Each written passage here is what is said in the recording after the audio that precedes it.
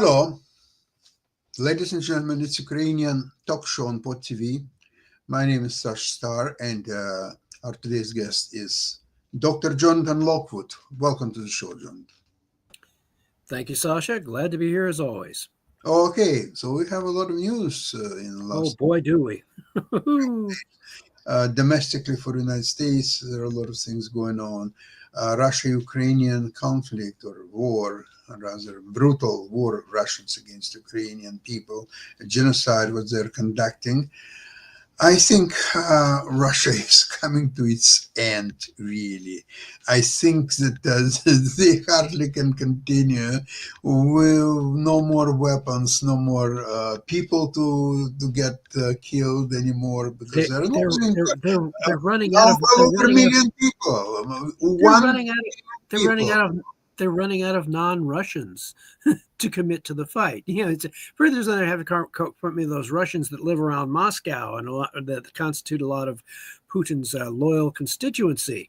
And when they start drafting those and putting them into the fight, then the Russians are going to be feeling real pain and the real cost of the war.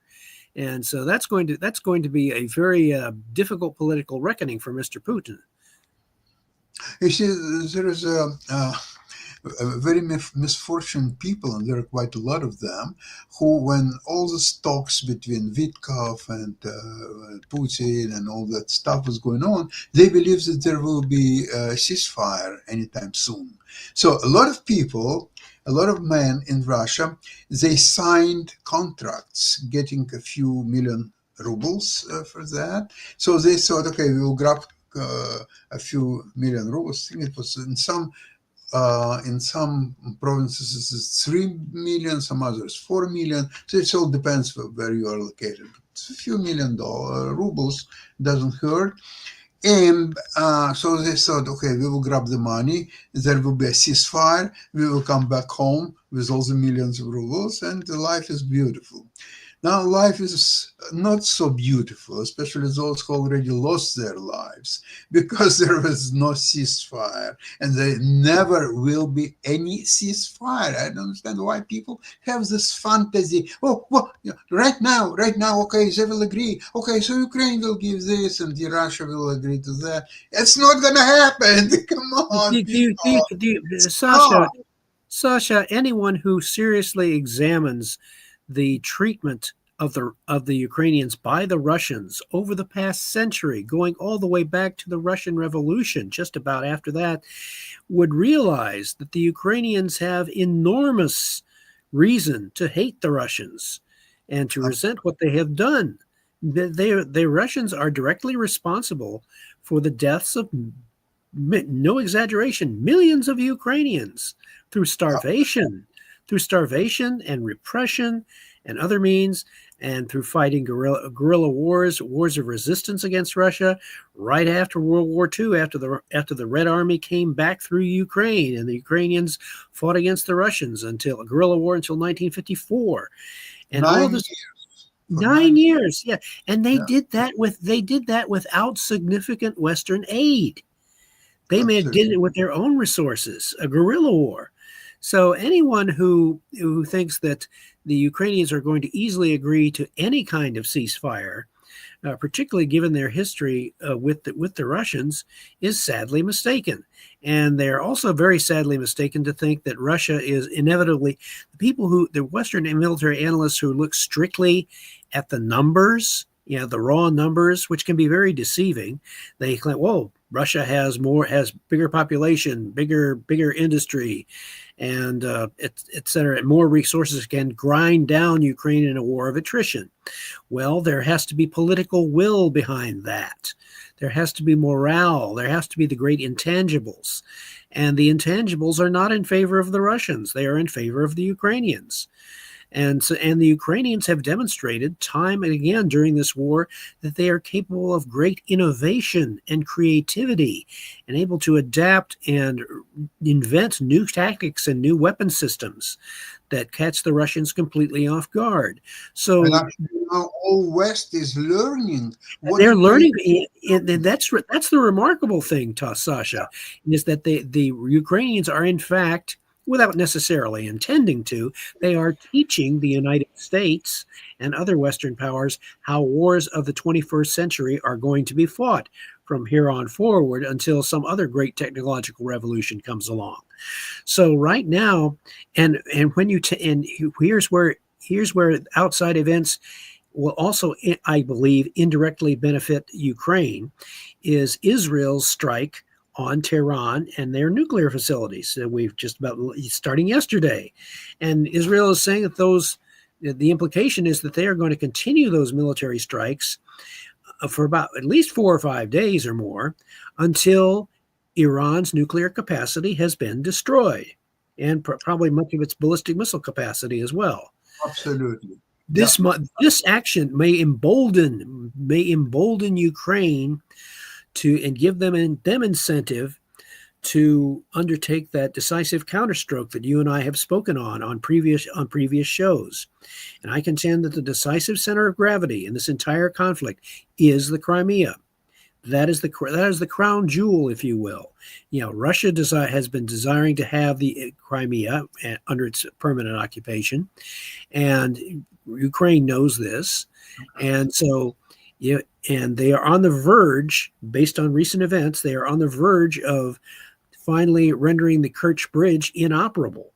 That would sever the link. That will sever the logistical and reinforcement link between Russia and Crimea. It will cut off the Russian occupation forces in Crimea and render them vulnerable to a decisive operational counterstroke by whatever strategic reserves that Ukraine can muster up, or they may have already secretly created them. We don't know this because the Ukrainians play their cards very, very, very close to the vest. They have not been revealing, their plans to anyone outside of Ukraine, and not even in Ukraine. In the latest Ukrainian attacks against Russian targets, they were always suspecting that Ukraine is using some kind of a weapon which has not been given to it by the West, whether it's UK or France or the United States. And finally, it's been discovered that Ukraine developed its new missile that can fly up to 300 kilometers and can carry a very important 400 kilos of explosives. So this is a new development in Ukraine producing its own weapons. If they could do something that can fly 300 kilometers, it can fly 500 kilometers and 700 they can develop as well. So in this case, Russia is losing its perceived advantage in technology, weaponry, innovativeness. The Russians have never been that innovations or anything like this, because innovations was never strong suit for Russians anyway. But neither has been logistics. They were logistics and supplies, the science of supply. So, the Ukrainians are bringing weaknesses into sharp relief. What kind of logistics are you talking about when all the supplies being carried by donkeys? What logistics is there? I think Russians have much better logistics in Second World War, thanks to U.S. supply. With Ford trucks, right? And had it not been for the U.S. supplying the Ford trucks, the Russian army would have had to make do with horse-drawn wagons in supplying their counteroffensives against Nazi Germany. And it wouldn't be for food supplied by United States, they would eat all their horses and they would not be able to move at all. So there would have been very little chance of the Russians, although the Russians could have defeated. Inflicted large losses on Nazi Germany, they would not have been able to drive Nazi Germany back out of the Soviet Union nearly as fast, or for that matter, they would have been very lucky just to get most of Russia back before the end of the Second World War. Matter of fact, it would have looked very similar to the First World War, where the Nazi Germany, where Germany might have been still in possession of a fair amount of the Soviet Union, but they would have been defeated by the West, and then we would have had a very interesting situation. in which the atomic bomb could well, because remember, the atomic bomb was originally developed for use against Nazi Germany, because we thought it was going to take longer to defeat Nazi Germany before Japan. Yeah, it was actually the Germans kind of got lucky in a sense by being defeated before the United States developed the atomic bomb. They have to thank Soviet Union. They attacked so ferociously by losing millions of people. In the last days of war, Russia was still losing hundreds of thousands of people. It was incredible.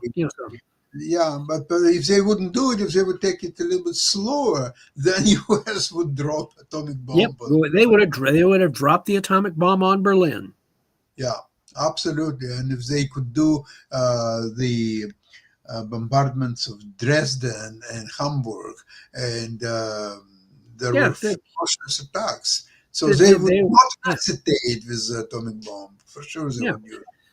So in any case, the attacks by, but my main point is that the attacks by Israel on Tehran to destroy its nuclear, for the express purpose of destroying its nuclear capacity, its nuclear weapons, to develop nuclear weapons, as well as the capacity to deliver them, ballistic missiles.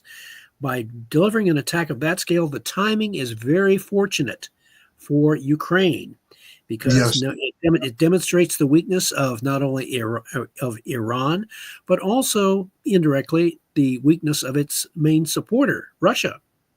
Yeah, exactly. There is a very interesting equilibrium, because Iran is obviously a satellite of Russia and helping Russia any way it can.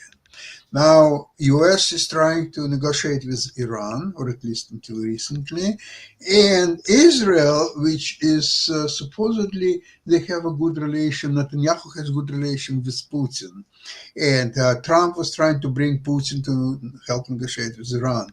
So how come Israel didn't listen neither to Putin nor to Trump nor to anybody else and just barge ahead? Israel was saying, "We've got this. Thank you very much. we're going to take care of business. They are a direct threat to us. We are going to take care of the direct threat to us, and then you can talk to Mr. Putin all you like." But I can see Israel's message, I guess, was that I said Trump saying America first. Netanyahu says Israel first for us.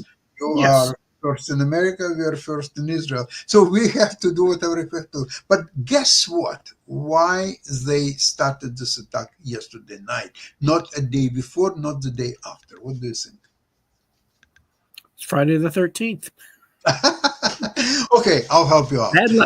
Bad luck day. Okay. On April 12th, Mr. Trump said that he would give Iran 2 months to negotiate a new nuclear deal, right? So 2 months expired exactly yesterday. 12. So Israel was waiting. So, okay, 2 months expired. So what the United States are going to do exactly?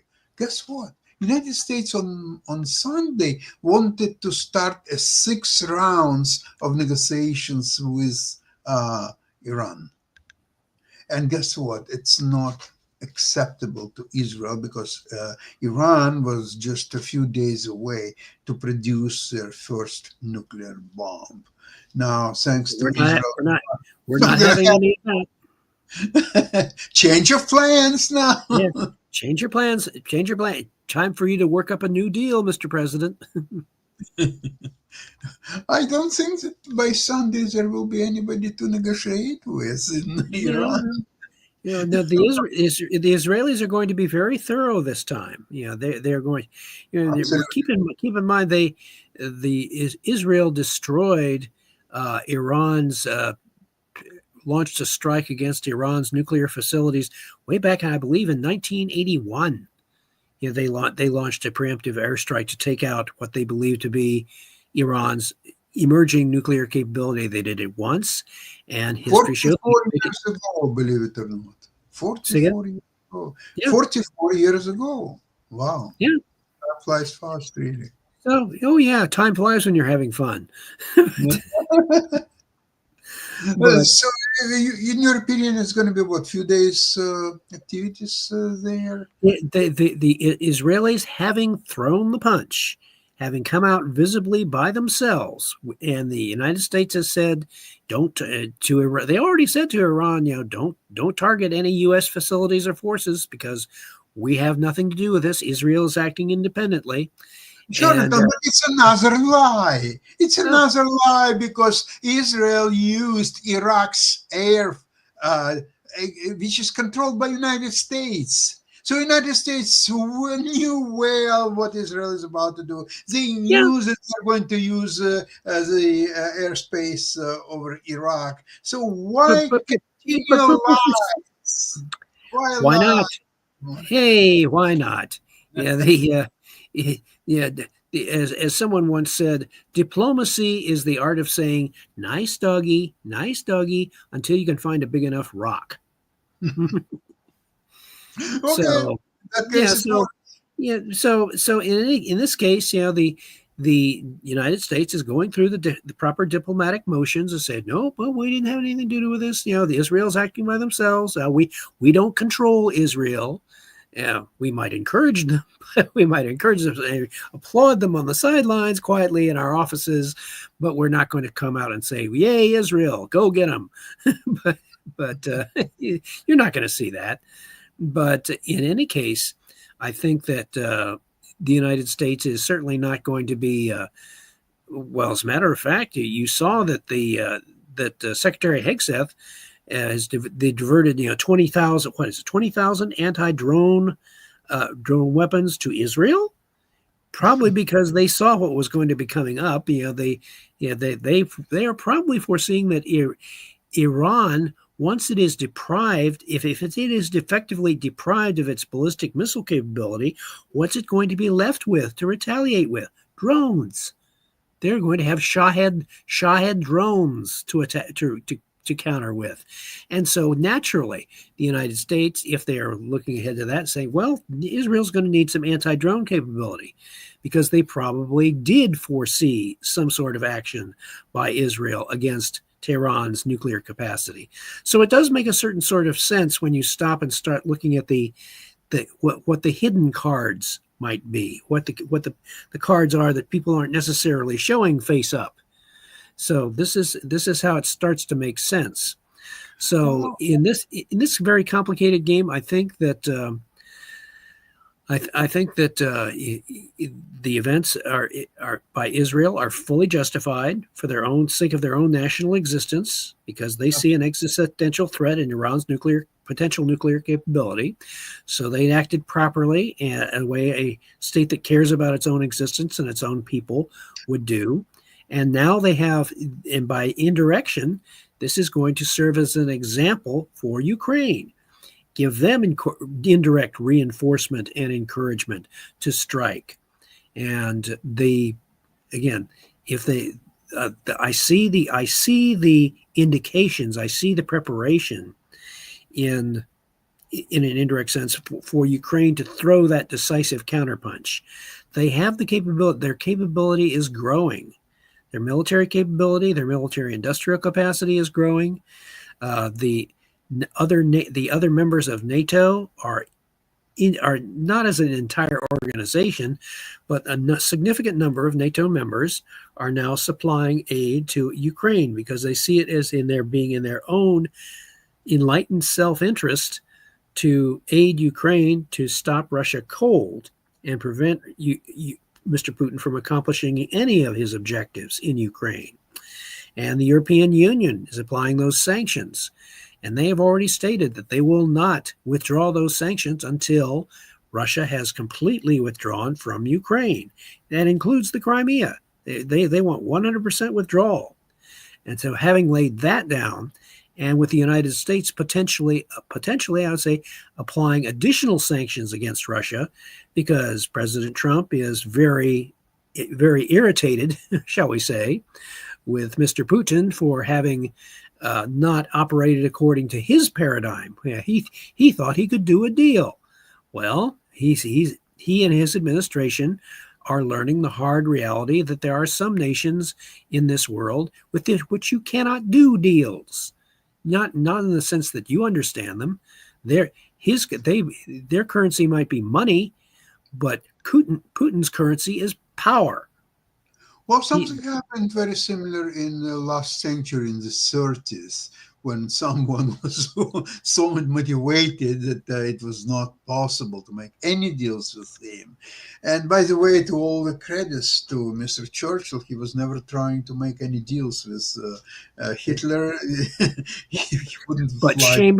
Neville Chamberlain came back with that piece of paper, Yeah. waving it around, proclaiming peace for our time. And boy, you talk about famous last words. And it's just, and so that is, and the thing is, the people of Europe, the nations of Europe, have a good enough historical memory that they recall these lessons of history. They recall the odious example of Neville Chamberlain and appeasement. And Well, I'll so, tell you, I just came back from a big trip in Europe. I visited. where you finished mobilizing the people of Europe against the Russians. Okay, Yeah, very good, Jim. visited 4 countries, 7 Yeah. cities: Poland, Latvia, Czech Republic, and Spain.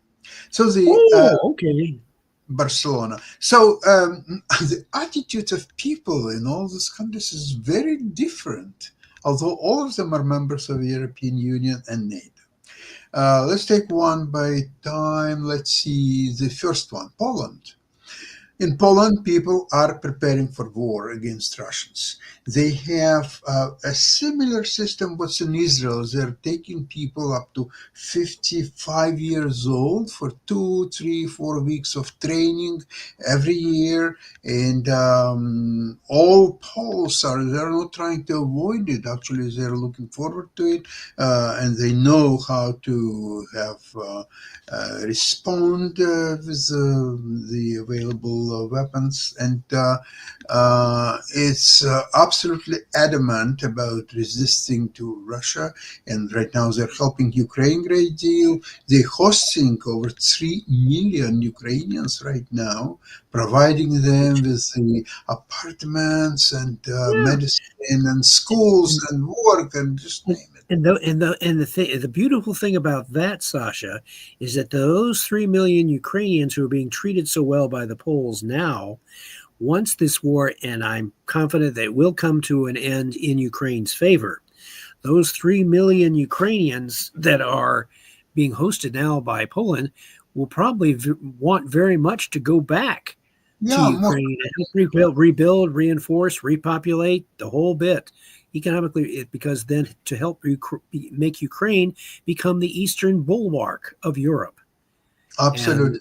And I would foresee a very bright future for Ukraine should that happen. And there are other Ukrainians outside of Poland who have immigrated. There are other Ukrainians who have immigrated to nations outside of Poland, not just Poland, but those Ukrainians also would want to come back, I would expect, and help rebuild Ukraine, especially if they get a lot of economic aid from the European Union. Yeah, it could be a situation when they will be forced to come back to Ukraine because European countries are ready to support Ukrainians in their present status until 2027. So there's a slightly, say, a year and a half, maybe slightly more left. But that's not a big stuff. The Latvia, it's a very small country, population slightly over 2.5 million people. They know that they cannot resist to Russian invasion, but there is a Germany that provides troops on the ground, the exercises and preparation for Russian invasion quite well. And it's not only Latvia, but other Baltic republics as well. Czech Republic is very funny. They're helping Ukraine a lot. It's one of the major helpers of Ukraine, but population, they're very funny because for so long they were part of Austro-Hungarian Empire. So actually, the German language is still dominant in Czech Republic, although they all speak Czech, of course, at home. not work, but German, almost everybody knows German. And even cities I visited, for example, Karlovy Vary, it used to be Karlsbad until recently, or Marianske Lazne, it used to be Marienbad. So these are all German names. So they believe that they're not really fighting people. They're very different from Poles in that respect. They're saying, well, look, we survived the Austro-Hungarian Empire, we survived Soviet Empire. We're creative people. We want to build a good life and have a good beer. And they're not as adamant. They're following the German example there. They have lots of good beers. Yeah, so they believe the Germans appreciate their beer as well as their own, so they will defend. And don't forget that, for example, major industries in Czech Republic, like auto concern Skoda, which makes fantastic cars, but this is now German concern. They're now part of Volkswagen Group. So, but they're doing, of course, very good cars. But they always did good cars. Skoda. I remember even in Soviet times they had a car Tatra, and the Tatra car was one of the best cars in Europe. Now I don't think that they produce it anymore, but Skoda, they're doing a lot of Skoda. I saw on the streets. In Poland and in Czech Republic, of course, or even in Barcelona, a lot of taxis are Skoda, by the way. And in Spain, I don't think that I had a lot of discussions because I was taking it easy, and also most of them don't speak English anyway. So I would not be very successful in Spain. And they're the farthest away. Yeah. Until you cross over the Atlantic, they're the farthest away from any potential conflict. So therefore, they would be you would expect they would be the most inclined to say, well, it's not really our fight. Well, the thing is, if they ignore it long enough, eventually it would be their fight. Assuming that Russia were ever able to recover enough, which I doubt. I have serious doubts about that. So the Spanish will eventually act in their own best interest, I predict, in their own best enlightened self-interest, and certainly support Ukraine economically. They had much bigger issues, Spain. Just, I think on my last day in Barcelona before I left, there was a very important soccer match between Portugal and Spain. It was a final of European Nations Cup, and Spain went up 1-0 and Portugal scored 1-1. Then Spain scored again, and guess what? Ronaldo, who was still playing for Portugal, he leveled the score 2 each. And in overtime, nothing happened, and there were penalty kicks, and Portugal won on penalty kicks 5-3. So this is humiliation for Spain team. So this worries them much more than Putin and Ukraine and everything else put together. Losing to Portugal, it's a big disappointment. Losing to little Portugal. yeah, that's right. Which is quite surprising because Spain always believes that the Portugal one way or another will be part of Spain sooner or later, and it never happened. And actually, at one time, Portugal Empire was at least equal to Spanish Empire. Yeah, because they exploited their naval advantages, and they did a lot of exploitation that way. And of course, also during the Napoleonic Wars, remember. Wellington was able to hold out whenever in the Peninsular Campaign.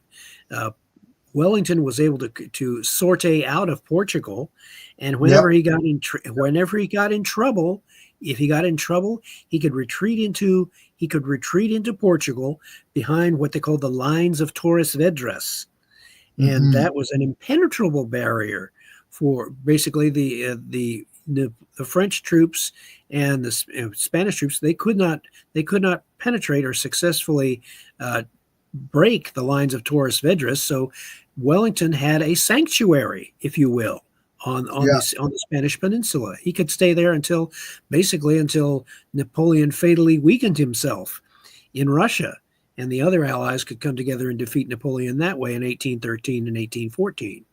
So yeah, there are but yeah, the Spanish I would imagine have a long-standing grudging respect for Portugal, and Portugal simply just reinforced it in that soccer match. Jonathan, and you remember even in the Battle of Waterloo, Napoleon was fairly close to defeat actually the English-led armies, and Yes, it's very well written in Victor Hugo in his Les Miserables. Um, and there are several pages where he was so detailed in describing how the armies were positioned and how the German general in the last moment came, which Blucher. Yes, Blucher. Blucher's Fourth Corps. Blucher's That's Fourth Corps came marching in and intervened. It was able to fatally distract Napoleon's forces. Yeah, Wellington was able to just stop that last charge by Napoleon's uh, the Imperial Guard. They stopped that charge by the Imperial Guard, and at that point, Blucher's Fourth Corps was beginning to arrive on the battlefield and fatally distracted and drove back the French. And and so that decided the battle. That that was decided. decided it. Yes. Yeah. After that, Napoleon had no chance at all. Even so, consider even if Napoleon had managed to win Yeah. the Battle of Waterloo, it would have been at heavy cost, and he still had to deal with two other larger armies that were still off to the east: the Austro-Hungarian army and the Russian army. They had mobilized a new army. There were two larger armies, larger even than the Allied armies, that were slowly maneuvering and would have come into Europe, and would have engaged Napoleon. Even had he managed to defeat the Anglo-Allied forces and the Prussian forces, and it would have been problematic. He would have delayed his final defeat, but he would not have prevented it. Agree. Very good analysis. I agree totally with you. Um, well, we're living in very interesting times. I'm expecting Yeah, a like lot of news in the next few days. So I'm looking forward to see you in our next program on Tuesday, oh yeah, same, oh, yeah. same time. By that time, the Israeli operation, we can expect they will have completed their anticipated destruction of the Iranian nuclear facilities and arguably their ballistic missile facilities as well. Iran will probably make some sort of counterattack, which the Israelis are braced for. They've already declared a state of emergency in Israel, Absolutely. so they're getting the anti-drone weapons, which Secretary Hegseth diverted them for that. Now we can see why that's useful, and it will be again. I predict, contrary to the vast majority of Western military analysts, there still exists a hole card, the Ukrainian hole card, which they have not played yet, which is a decisive counteroffensive to seal off the Crimea from Russian reinforcement and logistics, and that offensive that takes back the Crimea for Ukraine. Right now, most Western military analysts will say, "Oh, that's not possible." I'll go on a bit of a limb here. It says, yes, it is under the right circumstances with a counterattack at the right time, because the East Western military analysts, they certainly did not predict an Israeli offensive against Tehran or what its potential effect would be. So these things affect everything else, and they have greatly underestimated the economic effect that is taking place on Russia's ability to make war and to sustain its military conflict. And President Trump's policies are actually assisting Ukraine in that regard, indirectly, not coming out directly, but so there is. Yeah. I urge people who are so impressed with the Russian army and its progress, read a little bit deeper into the documents available on internet. I looked into one, for example, a lot of Russians refusing to go into the Smith attacks. So you know what Russian officers are doing? They lock them in little cells and hit them with sticks for hours for refusing to go for the midstorms. Hmm. And this shows discipline. It shows the absolute lack of any morals or just any human qualities of the Russian officer corpus. And with such an army, it's very hard to see how they can win not war against Ukraine, any war at all, because Ukraine is probably now the strongest army in Europe, and it And resisting Russia very yeah, successful. and the interesting thing is that Ukraine will emerge from this war with a very strong, experienced army. When the Ukrainians who are outside of Ukraine come back to Ukraine and help rebuild economically and militarily, they will have a very strong military force. They will be a And very new weapons, what they're developing or Mhm. jointly producing with the Yeah, Western European yeah, countries, yeah. it will be unbeatable force, really. Oh, And very, I agree. And yeah. there is great cause for optimism, cautious optimism for right now, but I Okay. think that Ukraine has it in its power to positively affect its own destiny. It's still they Wow. still have, contrary to what some people may think, Ukraine still has some cards to play. Yeah, you're absolutely right. Jonathan, thank you very much for today's program, and have a great weekend, and all our listeners. And looking forward to see you on Tuesday, same place, same time. Stick Slava around for Ukraini. Glory to Ukraine. God bless America. Stick around for an update. Thank you. Bye bye, everybody.